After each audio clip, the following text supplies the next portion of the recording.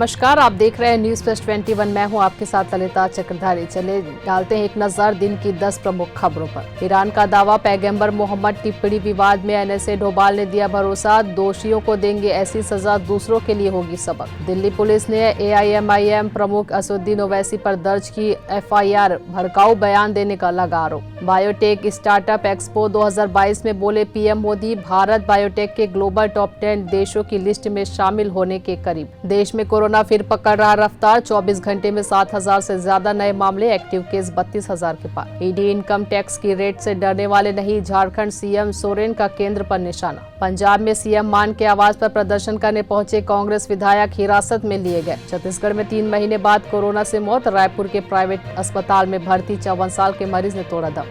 हरियाणा के विधायकों को आज सीएम चंडीगढ़ ले जाएंगे। रायपुर के बाड़ेबंदी में 3 बार हो चुकी है मतदान की मॉक ड्रिल।